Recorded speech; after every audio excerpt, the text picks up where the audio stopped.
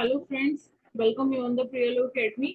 आज की क्लास में हम पढ़ेंगे हमारे इंडियन पेनल कोड का chapter number 2। Chapter number first हमने पिछली अपनी क्लास में हमने कवर किया था। अगर किसी ने ना देखा हो तो प्लीज जाकर उस क्लास को देखिएगा, राइट। और आज की क्लास में हम चैप्टर 2 पढ़ेंगे, जिसमें से कि हम कुछ डेफिनेशंस पढ़ेंगे, right. Without wasting the time, let us start the class.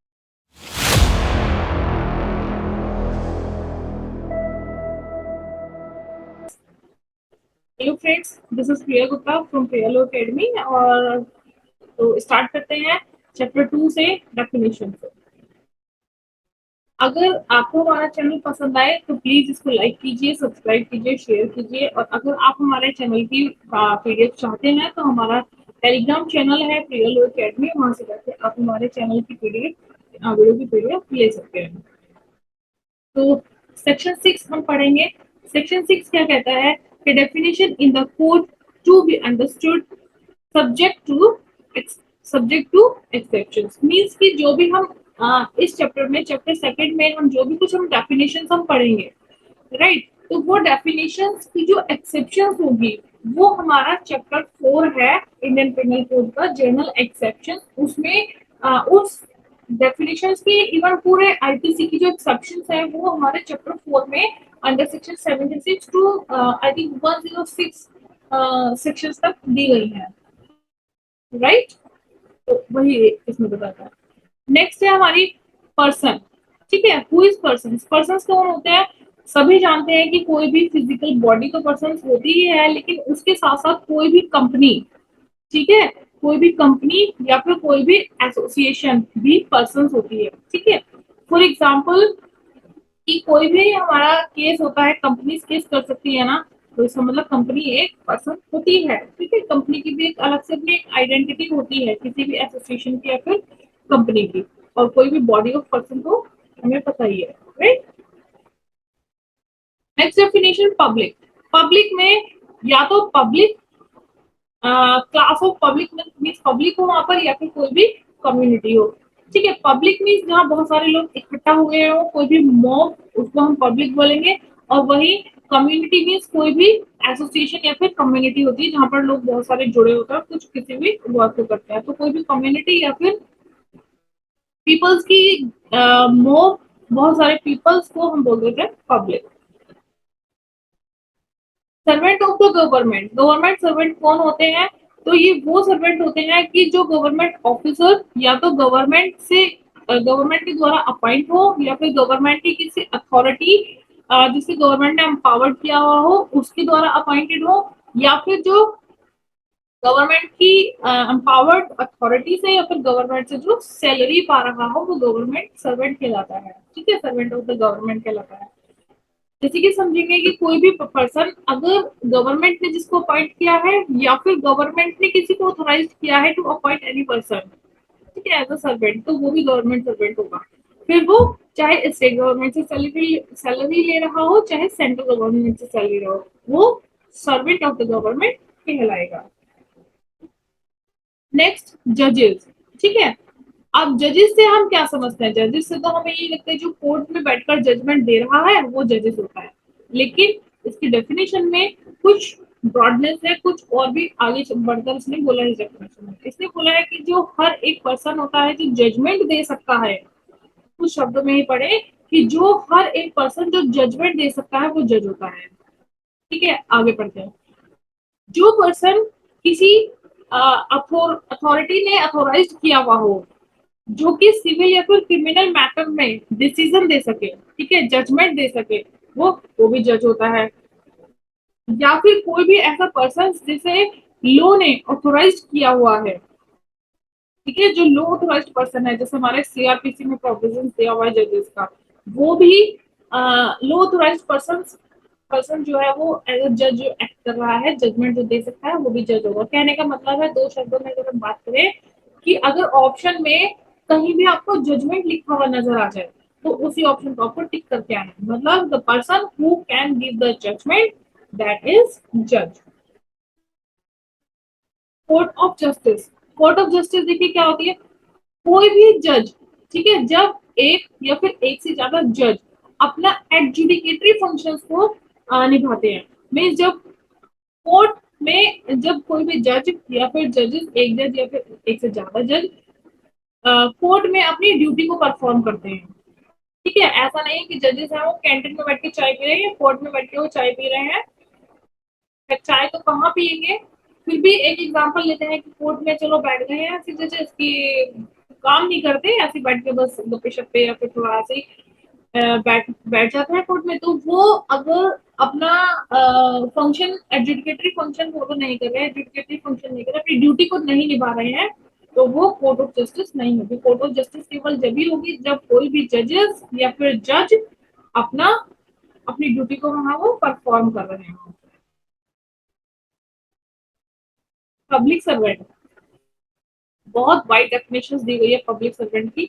Public servant कौन होता है, देखिए, कोई भी कमीशन ऑफिसर किसी भी मिलिट्री का या फिर नेवी का या फिर नेवी फोर्स का, नेवी का, मिलिट्री का या फिर किसी भी एयरफोर्स एक्सेट्रा का। कमीशन ऑफिसर से देखो क्या मतलब है। कमीशन ऑफिसर वो ऑफिसर होता है कि जो जिसको उसकी ड्यूटी मिल चुकी है, ठीक है, जो अपने ड्यूटी को परफॉर्म कर रहा है, उसको बोलते हैं कमीशन ऑफिसर। तो मिलिट्री, नेवी या फिर आर्मी का जो भी कुछ कोई ऑफिसर होता है जिसको उसकी ड्यूटी मिल चुकी है, अपनी ड्यूटी को जो परफॉर्म कर रहा है, वो हमारा कौन होता है, पब्लिक सर्वेंट, राइट। कोई भी जजेस जो कि अपना जो जजमेंट दे सकते हैं या फिर जो भी जज है या फिर कोई भी पर्सन है अथोराइज्ड बाय लॉ है टू गिव द जजमेंट, ठीक है, वो भी जजेस होते हैं, वो भी पब्लिक सर्वेंट होते हैं। ठीक। कोर्ट ऑफ जस्टिस का कोई भी ऑफिसर, राइट, और या फिर कमिश्नर, देखो कोर्ट ऑफ जस्टिस में जो जजेस की हेल्प करते हैं, ठीक है, अपना जो ड्यूटी को परफॉर्म करते हैं, जैसे रीडर साहब हो गए, एलमर साहब हो गए, तो ये भी हमारे सारे पब्लिक सर्वेंट होते हैं जो कोर्ट ऑफ जस्टिस में हेल्प करते हैं, ठीक है, एविडेंस लेने में। और रीडर साहब जो हेल्प करते हैं, एलमर साहब जो हेल्प करता है, वो सब हमारे गवर्नमेंट सर्वेंट होते हैं जो कि कोर्ट ऑफ जस्टिस में हेल्प करते हैं। कोई भी जूरी मैन एसोसिएशन या फिर कोई भी मेंबर ऑफ पंचायत जो लोकल अथॉरिटी से सैलरी पाता है, ठीक है, वो भी हमारे पब्लिक सर्वेंट में आते हैं। अब ये जूरी मैन एसोसिएशन वगैरह, एसोसिएटर वगैरह, एसेसर, सॉरी एसेसर्स वगैरह हम आगे पढ़ेंगे, ठीक है। वैसे छोटा सा हिंट दे देती हूँ, जूरी मैन आप सभी जानते हैं, छोटी सी जूरी होती है, वहाँ पे डिस्कशन वगैरह होते हैं, तो वही जिस टीवी में भी आता था।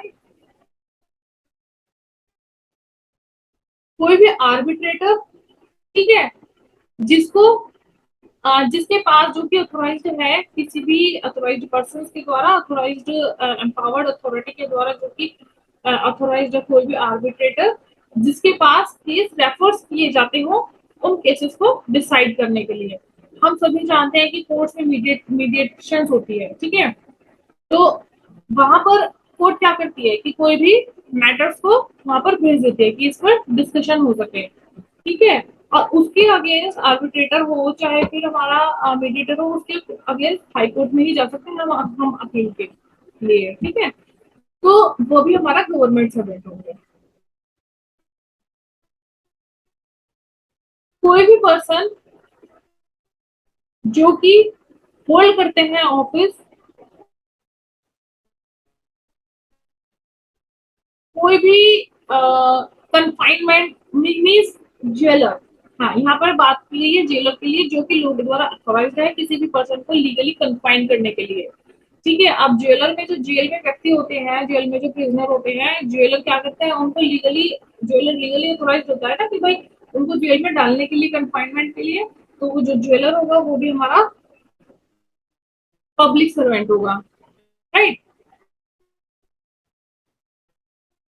नेक्स्ट, कि कोई भी ऑफिसर, ठीक है, जिसकी ड्यूटी है किसी भी ऑफेंस को प्रिवेंट करने की, ठीक है, या फिर किसी भी ऑफेंस के बारे में कोई भी इंफॉर्मेशन कलेक्ट करने की, ठीक है, तो वो भी हमारा पब्लिक सर्वेंट होते हैं। Suppose police officer, police officer का क्या होता है कि सोसाइटी में लॉ एंड ऑर्डर को मेंटेन करना, है ना, और ऑफेंसेस को रोकना, क्राइम को रोकना, और कोई भी ऑफेंस रिलेटेड इंफॉर्मेशन को लाना और कलेक्ट करना। तो वो पुलिस ऑफिसर भी पब्लिक सर्वेंट की कैटेगरी में आते हैं।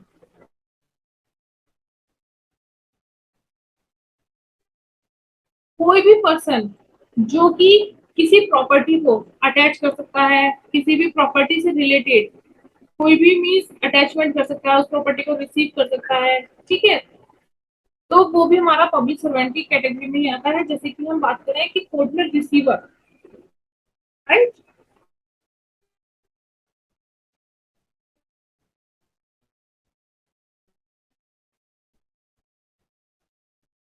कोई भी ऐसा ऑफिसर जो कि अथोराइज्ड है किसी भी डॉक्यूमेंट को रखने के लिए, जैसे कि मैरिज जो रजिस्ट्रेशन होता है, पब्लिक डॉक्यूमेंट जो कि पब्लिक डॉक्यूमेंट को रखने के लिए कोई भी पर्सन जो अथोराइज होता है, जैसे मैरिज रजिस्ट्रेशन का एक रजिस्टर होता है जिसको कोई भी पर्सन आकर देख सकता है कुछ फॉर्मेलिटी वगैरह पूरी करने के लिए, तो वो जो पर्सन जो कि इस तरह के पब्लिक डॉक्यूमेंट्स को अपने पास रखता है, मेंटेन करता है, वो भी पब्लिक सर्वेंट होता है।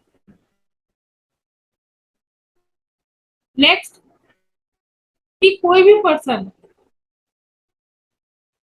अगर एम्पावर है टू प्रिपेयर पब्लिक मेंटेन, वही चीज है कि पब्लिक मेंटेन को बना के रखना, ठीक है, और उसको लॉ एंड ऑर्डर को बनाए रखना, और इलेक्टोरल रोल और टू कंडक्ट थ्रू इलेक्शन, कोई भी पर्सन होता है जैसे इलेक्शन कमीशन, कोई भी पर्सन है जो कि इलेक्शंस को कंडक्ट कराता है, वो भी मेंटेन, वो भी पब्लिक सर्वेंट होता है। लाइक इलेक्शंस को करवाने के बीच में जब ड्यूरिंग द इलेक्शन पीरियड बहुत सारे लड़ाई झगड़े होने का डर रहता है, उन लॉ एंड ऑर्डर को जो मेंटेन करता है, उनके लिए जो रूल्स एंड रेगुलेशंस को बनाए रखता है, वो भी पब्लिक सर्वेंट में आता है। मोटे मोटे शब्दों में अगर हम बात करें, कोई भी पर्सन, ठीक है, उनमें से भी अगर कोई रह गया है, कोई भी पर्सन जिसे गवर्नमेंट ने अपॉइंट करा है या फिर गवर्नमेंट के किसी एम्पावर्ड अथॉरिटी ने उसे अगर अपॉइंट किया है, जो गवर्नमेंट से सैलरी पा रहा है, या फिर किसी लोकल अथॉरिटी से, सेंट्रल गवर्नमेंट, स्टेट गवर्नमेंट, या फिर किसी लोकल अथॉरिटी से जो सैलरी पा रहा है गवर्नमेंट की, वो पब्लिक सर्वेंट होता है, right. Guys, it was enough for today. हम चैप्टर 2 में और भी डेफिनेशन है, लेकिन उसको हम अपने नेक्स्ट वीडियो में करेंगे, बिकॉज एक ही वीडियो में मैं नहीं चाहती थी कि आपके ऊपर सारा डंप कर दूं मैं। तो कुछ डेफिनेशन हमने अभी पढ़ी है, कुछ डेफिनेशन हमारी नेक्स्ट क्लास में हम पढ़ेंगे, ठीक है।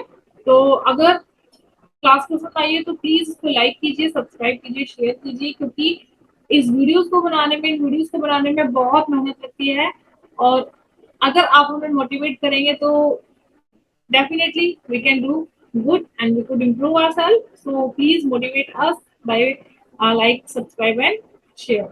और गाइस, बड़े बड़े सपने देखिए, उन सपनों को, बिकॉज सपनों को पूरा करने के लिए कुछ मेहनत कीजिए, और कठिन मेहनत कीजिए, do hard work, because dream don't work unless you do. Dreams अपने आप कभी काम नहीं करते जब तक आप उन पर मेहनत नहीं करेंगे, right. So it's a very high time now. Bye bye and see you soon.